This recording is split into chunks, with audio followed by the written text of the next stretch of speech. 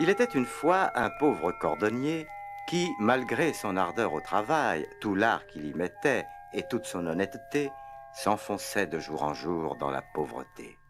Ah, ma femme, j'ai beau m'échiner comme tu le sais, nous sommes plus démunis que jamais.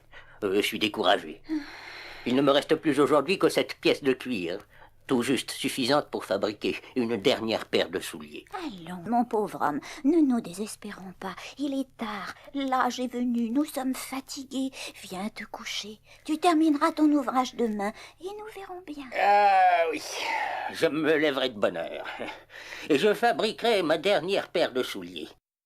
Il découpa donc sa pièce de cuir suivant les règles de l'art, disposa les morceaux prêts à être cousus ensemble sur son établi, il fit sa prière et alla se coucher, le cœur las mais la conscience tranquille. Lorsqu'il se réveilla le lendemain matin, il se dirigea vers le coin de son logis où il rangeait ses outils. Mais quelle ne fut pas sa surprise! Maria! Maria! Regarde! Qu'y a-t-il? Regarde, sur l'établi. Par exemple, une paire de souliers tout neufs. Et comment est-ce possible? Quelqu'un serait donc entré ici cette nuit Sans nous réveiller, et aurait utilisé ma dernière pièce de cuir. pour fabriquer cette paire de souliers. Ah, voilà qui est singulier. En tout cas, c'est quelqu'un qui s'y connaît bien. Regarde ce travail. Mon Dieu, c'est d'infini. D'un raffiné. D'une grâce exquise. De quoi me rendre jaloux, ma Oh, foi. mon homme, tu fais aussi bien, je crois. Ah, mais certainement pas mieux. Ceci est bien mystérieux. Bonjour. Bonjour, monsieur le bourgmestre. Bonjour, monsieur.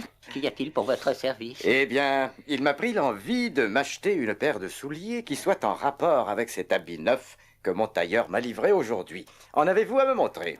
C'est-à-dire... Oh, mais ceux que vous tenez à la main sont tout à fait superbes. Faites voir.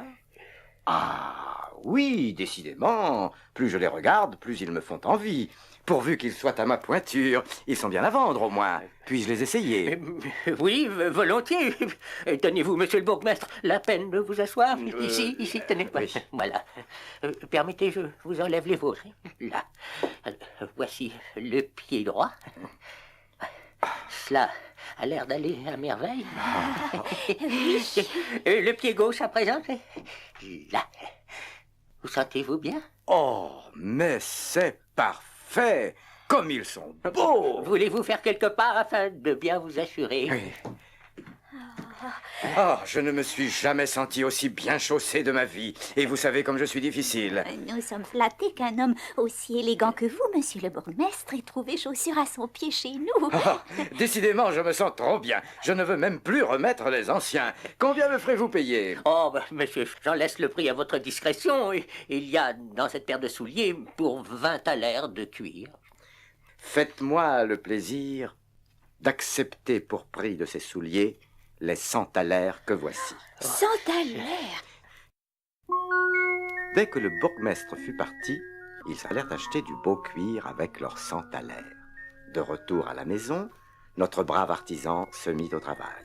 Il découpa ce qu'il fallait pour faire 2 paires de souliers et, le soir venu, il s'apprêtait à coudre lorsque sa femme lui dit « Allons, mon brave homme, tu as eu une journée fatigante. Viens-t'en dîner, le souper est prêt. Laisse là ton ouvrage, tu le termineras demain. »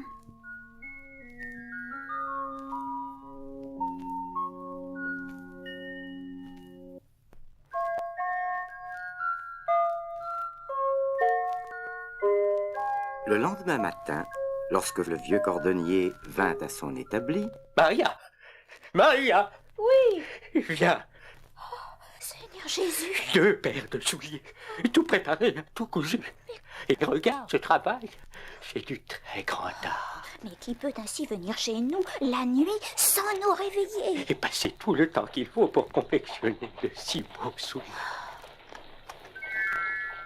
2 clients entrèrent, s'émerveillèrent, achetèrent, payèrent plus que le prix demandé et emportèrent les souliers ravis et enchantés.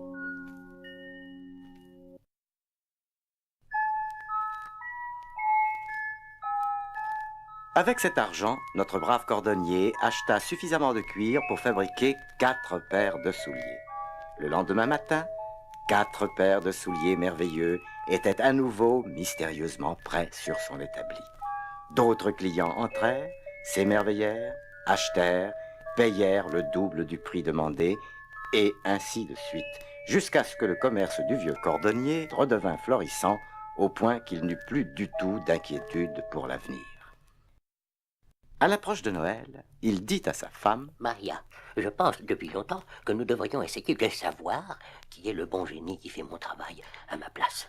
Je voudrais tant le remercier. » « Je pense comme toi. Il nous suffirait de le surprendre une fois. » Eh bien, j'ai une idée. Si tu le veux, nous veillerons cette nuit. Nous pouvons très bien installer 2 chaises dans la grande vieille armoire. Et par les fentes du bois, sans être vus, nous pourrions voir. Notre brave cordonnier disposa sur son établi, comme il le faisait tous les soirs, toutes les pièces de cuir qu'il avait préparées, et au lieu d'aller se coucher, s'installa pour la nuit avec sa femme dans la grande armoire. Au premier coup de minuit, apparurent 2 étranges créatures, 2 petits hommes, pas plus grands à eux deux qu'une chaussure. C'étaient 2 lutins, et ils étaient tout nus. Oh, il fait bien froid ce soir. Au travail. Cela nous réchauffera. Et ils se saisirent des pièces de cuir, les assemblèrent, se mirent à les coudre ensemble avec ardeur, puis à les mettre en forme, à leur clouer des semelles, à les lisser, à les polir et à en faire une quantité de gracieux souliers de contes de fées. Le vieux cordonnier et sa femme, derrière les planches disjointes de leur armoire, étaient saisis d'étonnement. Les lutins ne cessèrent de travailler que lorsque tout l'ouvrage fut terminé, et ils ne quittèrent la maison que lorsque l'aube pointa à l'horizon. Oh, à présent, nous les connaissons. Pauvres petits bons hommes, quand je pense qu'ils nous ont fait riches, alors qu'eux ont l'air si pauvres, ils sont nus, ils n'ont donc pas de quoi s'habiller. C'est là que nous pourrions peut-être les aider. Mais oui, je m'en vais leur confectionner des petits habits, leur tricoter de bons lainages. Et moi, leur façonner de solides petits souliers. Oh.